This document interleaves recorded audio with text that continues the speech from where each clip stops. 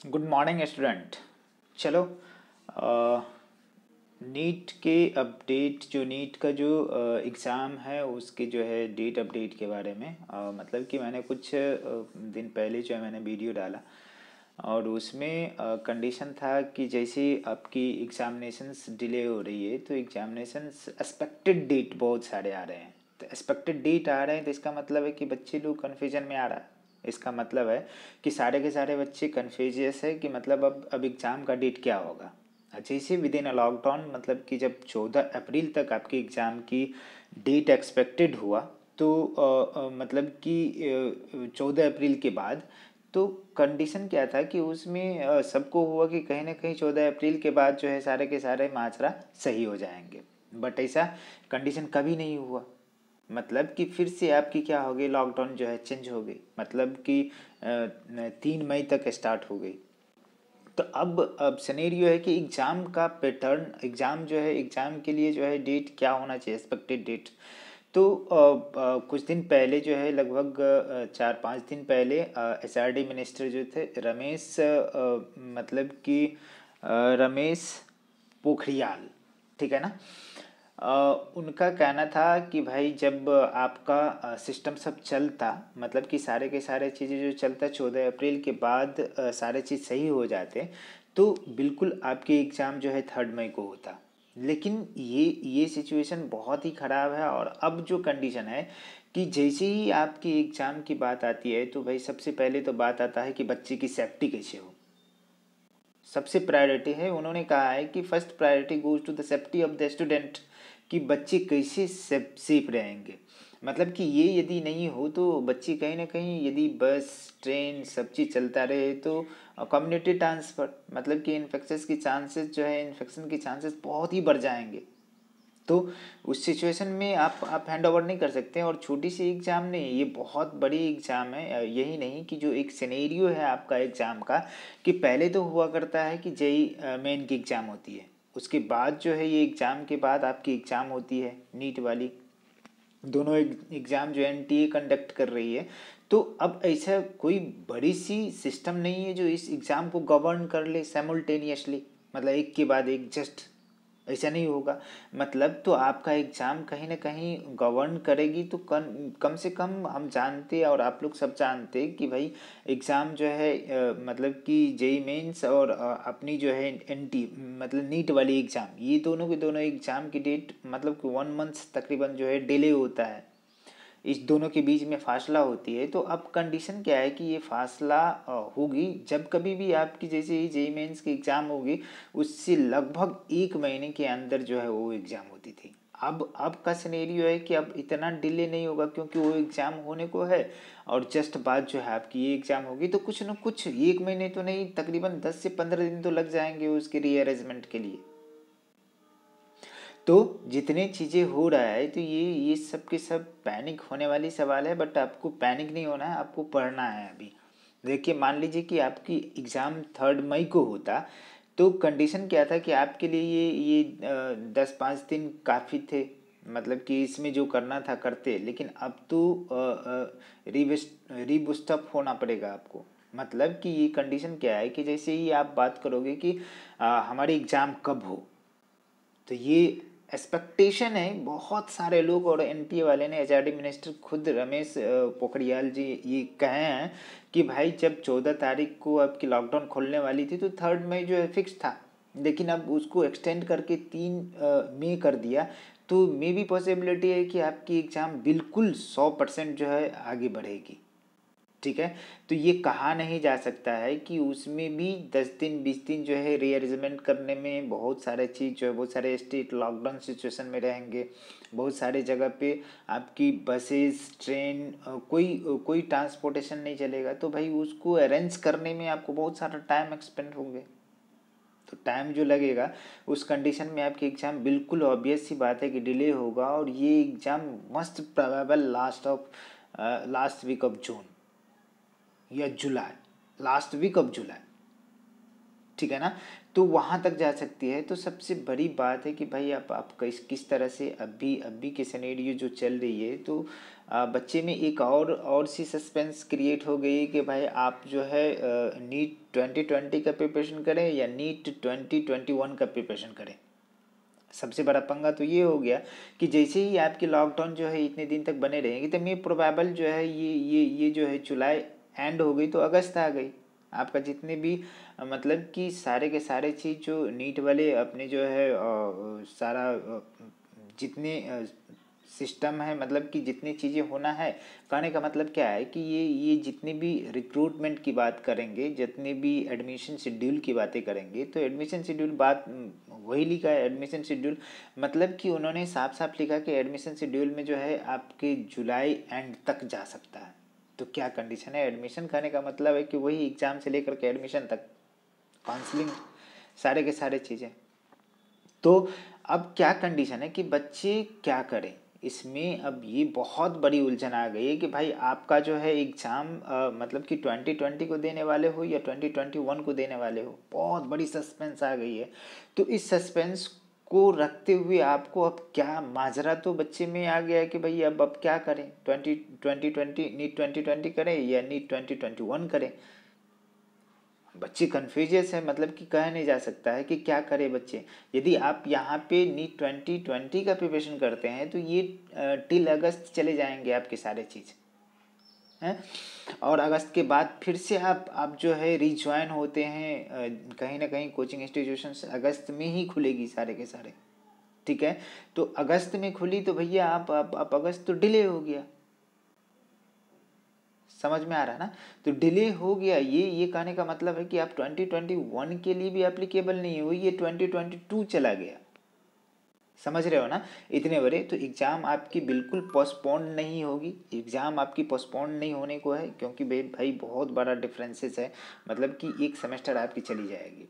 तो कभी भी गवर्नमेंट नहीं चाहेगी, कोई भी गवर्नमेंट बॉडी है नहीं चाहेगी कि आपकी एग्ज़ाम पोस्टपोन्ड हो, आपकी सेशन ख़राब हो जाए। आपकी एग्ज़ाम तो मस्ट बी मस्त है कि होगा ही, लेकिन उसकी डेट, एक्सपेक्टेड डेट कुछ कहा नहीं जा सकता है कि ये कब तक चलेगा। बहुत सारे लोग अनाप शनाप करते हैं कि कोई जून, कोई जुलाई, कोई अगस्त, कोई सितंबर, ये डेट एक्सपेक्टेड डेट है। लोग अपने मनमानी करते हैं, अपने मन से बोल रहे हैं। बहुत सारे तिक्रम यूट्यूब पे आप देखे होंगे कि कभी होगा, ये होगा, वो होगा।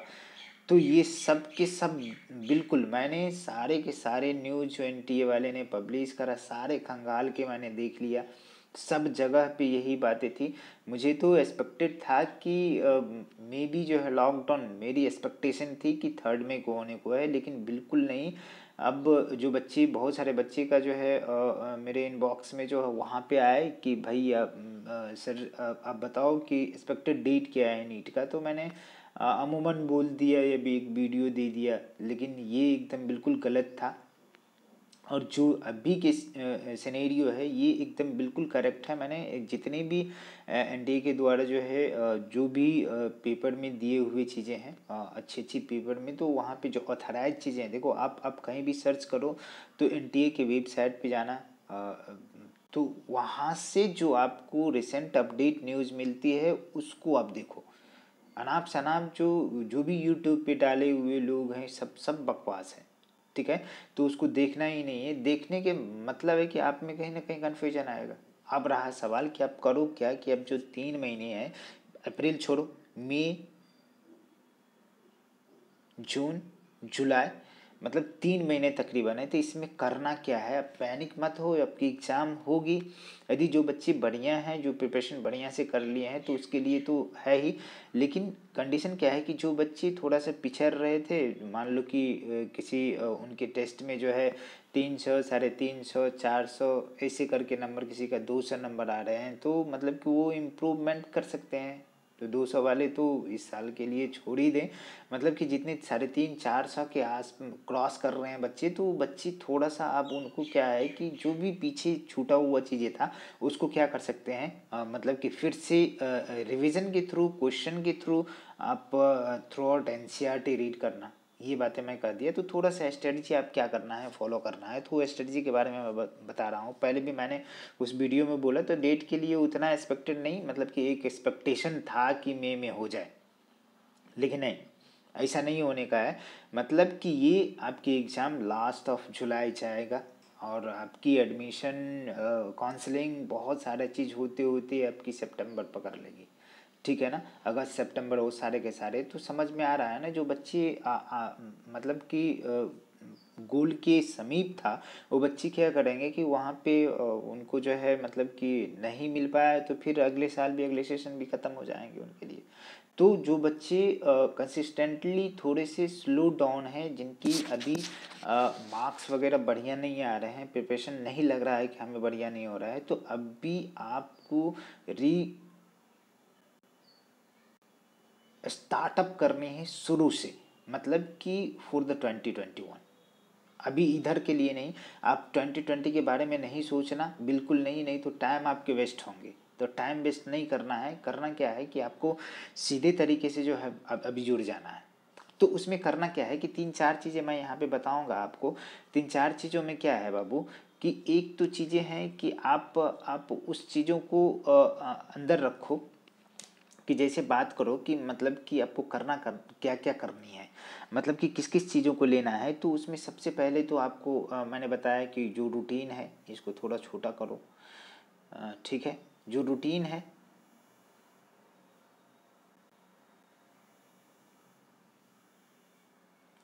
मतलब कि डेली रूटीन के लिए बात करो। डेली रूटीन में क्या क्या करना है, तो डेली रूटीन का आप बात कर लेना कि डेली जो है आपको रूटीन क्या होगा, उसके लिए बात करना। तो उसमें कंडीशन क्या है कि आपकी अभी 3 महीने की मैं बात कर रहा हूँ, 3 मंथ्स के लिए मैं बात कर रहा हूँ। तो 3 मंथ्स के लिए जो बात करेंगे, तो उसमें क्या क्या हमें क्या क्या करना पड़ेगा। तो सबसे पहले तो आपको बुक देखनी पड़ेगी। तो बुक के लिए मैंने सबसे पहले ये रिफ़र किया हूँ कि आपके लिए सबसे बेहतर बुक है क्या, NCERT, ठीक है ना।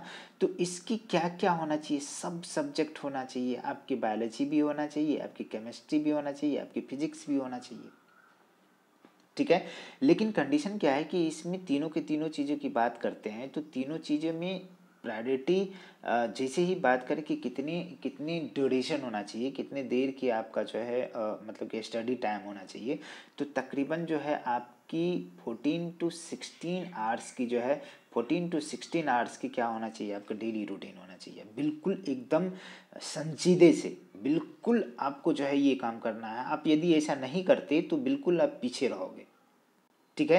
तो इसमें अब आपको बताएं कि मतलब कि जैसे ही हमने बुक की बात कर लिया, तो बुक के कंडीशन में क्या क्या बात किया कि एक तो आपको NCERT तीनों पेपर की लेनी है, तीनों पेपर की NCERT को थ्रू आउट रीड करनी है। उसके बाद जैसे अपन बात करेंगे तो मतलब कि MCQ लगानी है, और MCQ लगाने के लिए NCERT at the finger tip, NCERT at the finger tip, ठीक है ना, उसको लगाना है। उसके बाद जैसे ही अपन बात करेंगे तो नीट और एम्स की, नीट प्लस एम्स की जो है, एम्स की पेपर आती है कितने, 30 ईयर के लिए। तो 30 ईयर के ये आपको पूरे के पूरे जितने दिन बचे हुए हैं, हर दिन क्या करना है, टोटल मतलब कि जितने भी दिन बचे हुए हैं सारे के सारे दिन, मतलब कि हर दिन एक 1 ईयर का क्वेश्चन लगाना है, हर ईयर का क्वेश्चन लगाना है। और वो कैसे कैसे, अल्टरनेट मैंने में लगाना है, अल्टरनेट करके, मतलब कि 1 ईयर जो है नीट लगानी है, तो दूसरे ईयर क्या लगाना है, एम्स वाली लगानी है। अरे समझ में आ रहा है ना, एम्स वाली लगानी है। तो ये अल्टरनेट आपको एग्ज़ाम का शेड्यूल ऐसे तय करो कि ये 3 घंटे के लिए हो, और 3 घंटे आप जिस तरह से एग्जामिनेशन हॉल में आप देने जाते हो एग्ज़ाम, उसी तरीके से आपका एज वैसा ही होना चाहिए पैटर्न। बैठो 3 घंटे के लिए, अभी आपके लिए बहुत ही क्रूशियल टाइम है। और ये जो डेट एक्सटेंड हुआ है, बहुत सारे बच्चे के लिए फ़ायदा भी है, और बहुत सारे बच्चे के लिए जो है थोड़ा सा अच्छा भी नहीं है। एक्चुअली जो बच्चे पूर्ण रूप से प्रिपेयर्ड थे, कम्प्लीटली जो है मतलब प्रिपेयर्ड थे एट द थर्ड में, तो उस बच्चे के लिए तो थोड़ा सा क्रिटिकल है। लेकिन जो बच्चे नहीं हो पाए थे कंप्लीटली प्रिपेयर नहीं हो पाए थे, उस बच्चे के लिए बिल्कुल समय है, तो इसको गवाए नहीं। तो अब क्या है कि टाइम टेबल को ये 14 to 16 आवर्स को कैसे अपन लेके चलेंगे, इतने आवर्स को, तो ये कैसे लेके चलेंगे, इसमें कंडीशन क्या है कि यहाँ पे अपन बात करें तो सबसे पहले तो बात करते हैं कि एनसीईआरटी की, एनसीईआरटी बुक की बात करते हैं। इसमें तीनों के तीनों पेपर की बात करेंगे, बायोलॉजी की बात करेंगे, फिजिक्स की, केमिस्ट्री की बात करेंगे और फिजिक्स की बात करेंगे। तो हम जानते कि भाई ये दोनों मतलब कि अपर लेवल पे, सबसे अपर लेवल पे ये दोनों का दोनों होना चाहिए, एकदम मस्ट इम्पॉर्टेंट है। ये दोनों आपकी मतलब कि सुप्रीम होना चाहिए, समझ में आ रहा ना, मतलब कि ओवर कॉन्फिडेंस वाली सिचुएशन होनी चाहिए, मतलब कि आपकी ऑन टंग सारे के सारे, मतलब कि केमिस्ट्री और बायोलॉजी ये दोनों के दोनों चीज़ें आपकी सुपर मस्ट होना चाहिए। फिजिक्स कितना बढ़िया होता है, नीट वाले बच्चे का वो जानते हो, सब जानते हैं। तो थोड़ा सा इसमें तो तीनों के लिए टाइम की बात करें तो 3 आवर्स, 3 आवर्स और 3 आवर्स, कितना हो गया 9 आवर्स। थोड़ा सा बायो वाले पोर्शन आपकी वेटेज कितना है जी, 50% का वेटेज है। 720 मतलब 720 मार्क्स में से 360 marks one and only bio के है, तो थोड़ा सा वेटेज तो वहाँ पे देना ही पड़ेगा उसको। अब रहा सवाल कि यहाँ पे एमसीक्यू के लिए, एमसीक्यू के लिए आप कम से कम जो है 2 घंटे निकालो, ठीक है।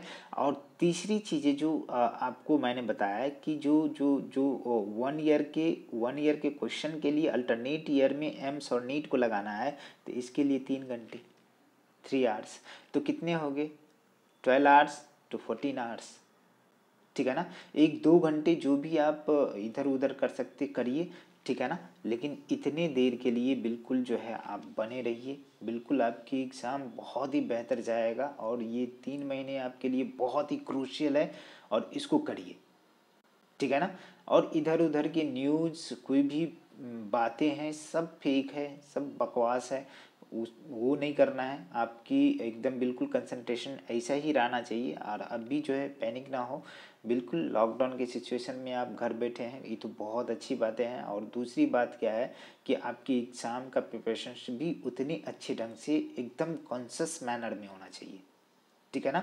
तो ज़्यादा थोड़ा सा न्यूज़ वगैरह देखा करिए कि न्यूज़ की कंडीशन में आप में क्या क्या आ रहा है, क्या क्या डेट एक्सपेक्टेड डेट हो रहे हैं नीट के लिए, और सारे के सारे चीज़ आपके लिए है। अब कंडीशन क्या है कि जैसे अपन बात करते हैं कि दोनों के दोनों एग्ज़ाम तो डेट जो है एग्ज़ामिनेशन की कैंसिल हो गई। क्या कंडीशन था कि 3 में वाला गया, जो 14 तारीख को जो है 14 अप्रैल को आपकी लॉकडाउन ख़त्म होने वाली थी, तो यदि ये ख़त्म हो जाती तो 3 में एप्लीकेबल था।